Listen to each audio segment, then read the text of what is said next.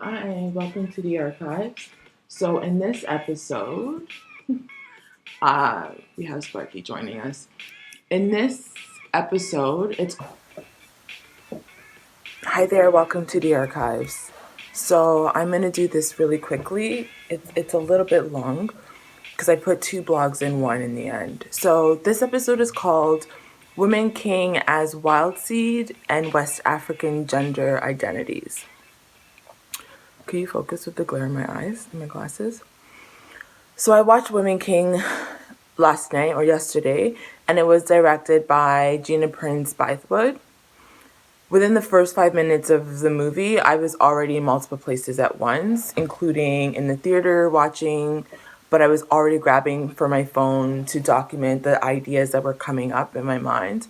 And the different themes were pulling me in all sorts of directions and times and places, including the past, as in the historical context that's being portrayed in the film.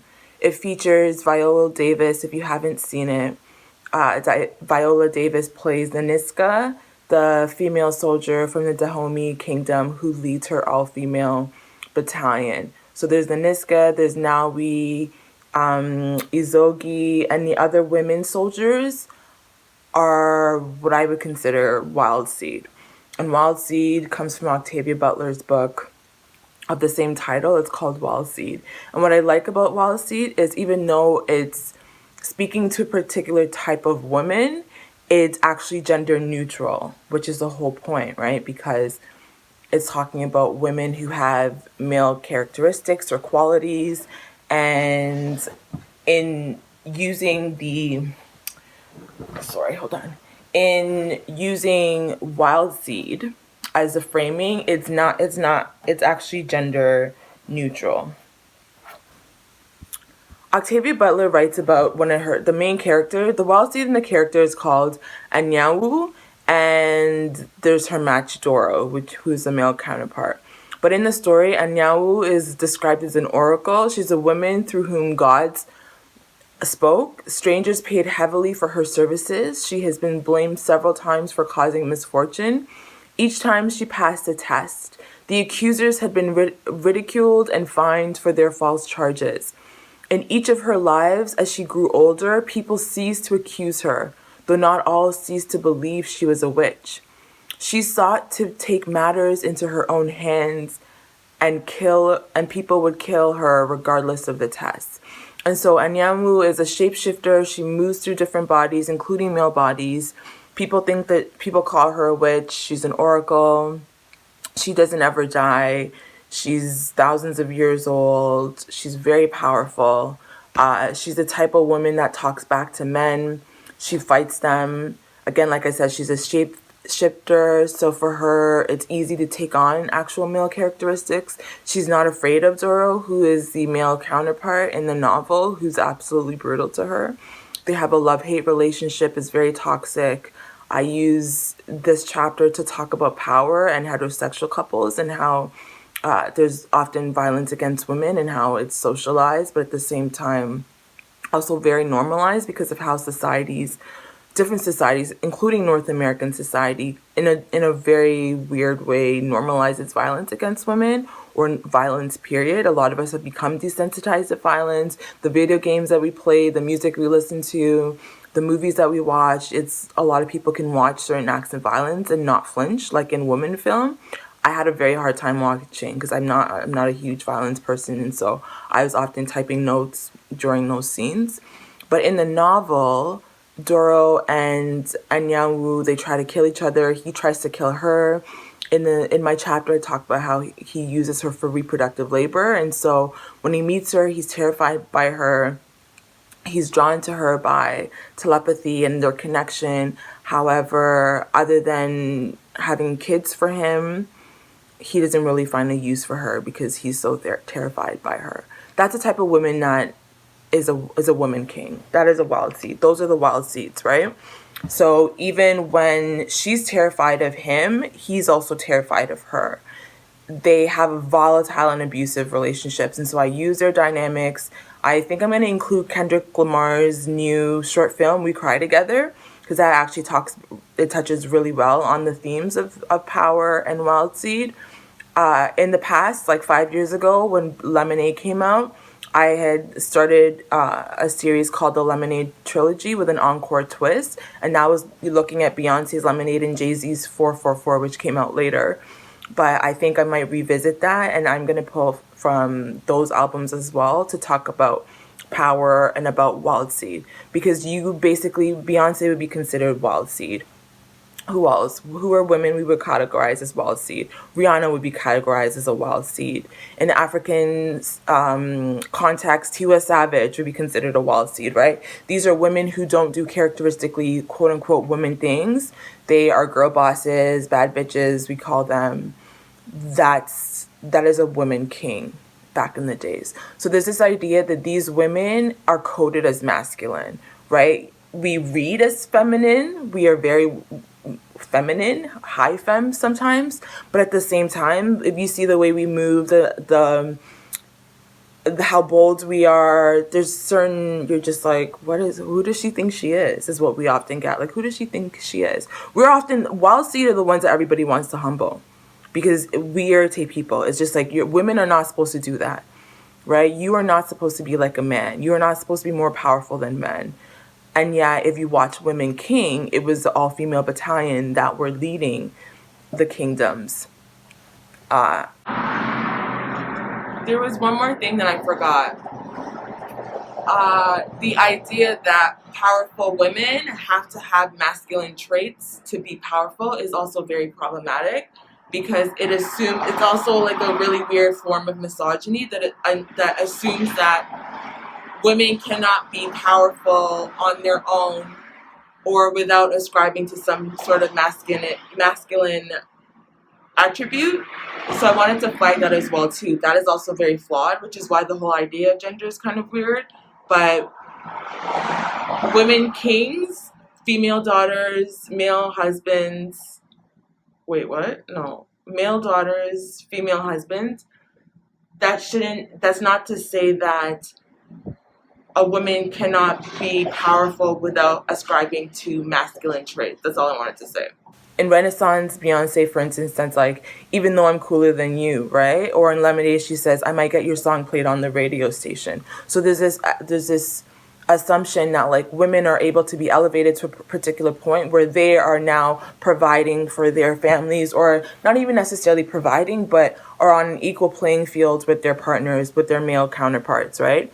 These are women kings. You guys know the type. Men find them threatening. They see us as masculine. They treat us as like they would men. They fight us like they would men.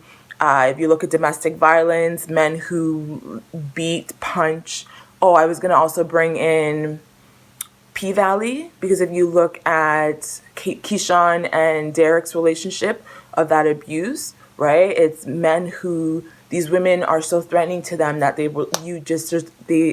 meet them with that same force as they would another man, right? They leave us to fend for ourselves like we would men. They abandon us. They don't need. There's this idea that you don't need to protect women who are trying to be men. If they want to be men, then let them be a man. You know, that kind of a narrative. But it's not that we're trying to be men. It's just this is how and who we were born to be. We were born with a little bit more quote unquote masculine energy, right? And a kind tradition, they would call us Obabisia. And this is a type of woman, again, who has that masculine characteristic. She moves like a man. She takes care of herself and she provides for her family. In Ghanaian communities, it's often the women who lead the households. Even in two-parent relationships, women are often seen as quote-unquote wearing the pants. They're the ones getting out there working multiple jobs. A lot of the men some of the men stay at home, and you'll see them watching like telenovelas or Bollywood films, and while the women gets up every morning to go to work, they're the ones that are providing for the families, not necessarily the men. And that's not to say that that doesn't happen, but I always grew up seeing women as more the leaders than men.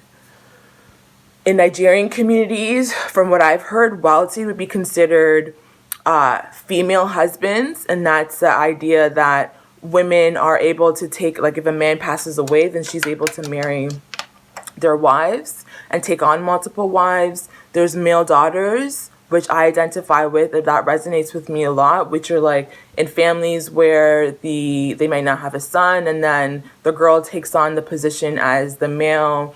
She gets a property, or she starts to make decisions as if she were a male. I see myself again like a male daughter. I think if my parents were honest, they would say that there's a little bit of that in me. Most Ghanaians who know me know that I have a lot of fire, that I can be very bold. Nuboa shit is kind of that, Nani Swadya. It's this kind of like, oh, you're too known, right? We know those kind of girls. They're extra. We're seen as too known. We speak when we're not spoken to. We talk back. I never really talk back until I don't really talk back. I see it as a conversation. But to an adult, they see it as talking back. But like if you ask me something and I'm answering, how's that talking back? Anyways, we're seen as fierce, powerful, and in a very arrogant kind of a way. So I prefer to tackle somebody. I always got fouled out in basketball because I was too aggressive. I couldn't play that sport. I couldn't get the hang of flag football because why is there flag when you can tackle people? Like those kind of things didn't make sense to me. That's where I channeled some of that energy. And that doesn't necessarily mean that I don't know how energy gets codified as gender, but if I'm working with this framework that is already flawed, this idea that there's a masculine and feminine binary and that energy is gendered, then I would say that women king, female husbands, male daughters, they encapsulate both male and female in one mind body. And I think this is perhaps how Africans might have, and other indigenous communities might have understood these ways that now are called non-binary or gender fluid, gender bending, trans identities. Maybe we have to start talking about the language that we were using, because I think people get hung up on how the West defines things, and then we just don't want to even take on those terms. But that doesn't mean that we didn't have these identities in our communities already, because male daughters were already there, female husbands were already there. In my own lineage, one of my aunties told me in the past that I have an actual woman king in our lineage. There was no male sons, and so one of the women in our families on my paternal side took the throne, took the seat. Akunyano, Sane Bekano. Right? And she was a woman, but she took the role as a king. And from my understanding, what my auntie told me is that she was powerful, even more powerful than a lot of the male kings. And so this is not something that it's always interesting to me how my parents or my family look at me and they're like, oh, you're Western. You're being like a Western feminist, or like queerness is un-African. And I'm just like, what are you talking about? In your own family, you had a woman that was a man. And that's not to say that she identified as a man, but the community understood that she was able to embody that male role. And now, cut to 2022, you have that, you don't understand it because you're stuck on language and terminology. It makes no sense to me. What makes sense to me the most is the idea of two-spirit. I learned that that's not a term that I can take on because it's very situated within the Turtle Islands and the North American context, but that made sense to me the most. This idea that there's two spirits that inhabit me. For me, I don't think it's limited to just two spirits. I think it's more than two spirits. I see myself as embodying a lot of different ancestral components, some that I never really knew. I often joke about being the reincarnate of this woman king in my lineage. That's how strongly I identify with male energy. But in doing so, both no longer become viable options to me. Like male, women, that doesn't actually encapsulate the expansiveness of who and how I feel, right? Not male, not masculine, not female, not women. So I become neither in becoming both plus more, if that makes sense. I become neither. I become both. I become alternative options as well too. That's why for a while I was identifying as they and them, because there are theys and thems within me that I can't. I don't come as one. Maya Angelou says, I come as 10,000. That's how I feel. For those of us who understand that it's not, you see me as one person in the flesh, but there are so many other people behind me that you cannot see, that I have to also account for all of us as a unit. And to me, that's how I define they and them. Others have a different articulation of it, and that they're free to do that. So am I. But the thing is that a lot of this idea that gender is binary is very flawed for some of us, especially if you come from communities where you always had women who were able to embody both masculine and feminine. So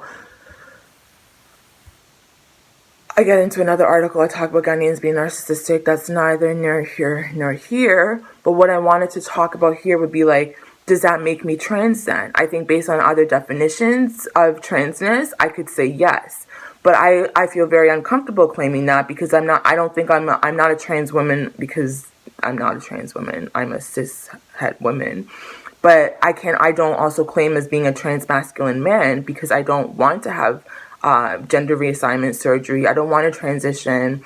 Of course, I'll have days where I might dress more androgynous or quote unquote masculine, but that I still really enjoy performing hyperfemininity. And so I acknowledge my heterosexual cis, even though I'm still queer, pan.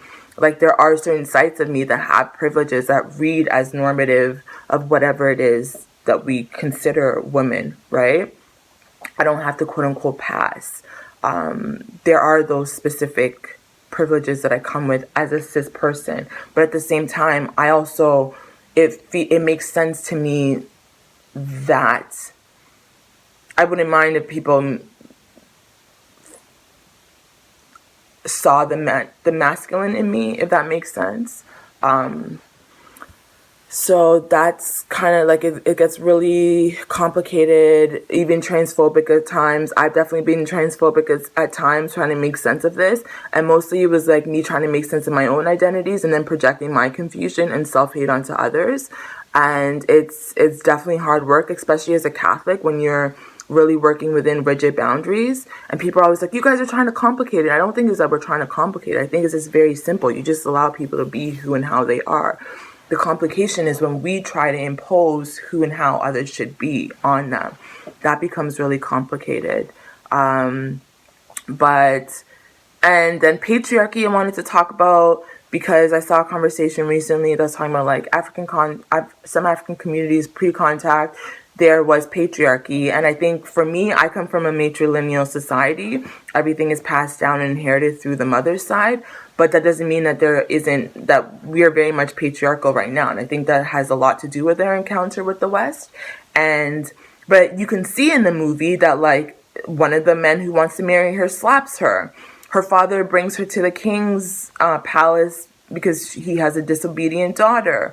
There's this sense of male entitlement over women for sure, even back then. But the difference is women were able to hold positions of power without a lot of these men being threatened by it. It was not the norm to have men threatened or afraid or disrespecting these women. It was actually very normalized for them. You saw them coming and everybody was looking down. Like women were revered in our communities back then. We had a voice, and not only did we have a voice, but we were leading our communities. It was very normal. What happened, at least in North America, from what I read in the literature, when the ships first got here, it was the native women who were just like, you guys are so oppressed to white women, because white women, at least in the literature, they were more oppressed than native women. And yet now we come to 2022 and we want to save women in places like Iran or in North America or in Africa because we don't think that they're feminists. We don't think that they know how to hold their own against women. And yet if you go back to these centuries, 17th, 14th, 15th century, before we met a lot of these people, Ghanaians met the Portuguese in 1471. We were being respected. Men were treating us pretty okay. That's not to say that things were perfect, but there was a Western influence that taught us that women should be subordinate because white men were very afraid of how much power women had. One of the articles I read was like women, they had to check with the native and indigenous women first because before they could do a lot of trades. I don't think a lot of the European men like that. They didn't like having to answer to native women. And so then you bring in religion and you start telling them that God said that women should submit to men. And now we're all like, women should submit to men because the Bible said so. Meanwhile, like that's not what was happening. That's not who you are. That is a European import. But now they're telling us that being gay is a European import. but the Bible isn't. And that's not to say, like, I'm still Catholic. I still very much so will turn to the Bible. Is that hypocrisy? Yeah, probably. But there are worse hypocrites, especially within the Catholics among us. I'm getting off topic.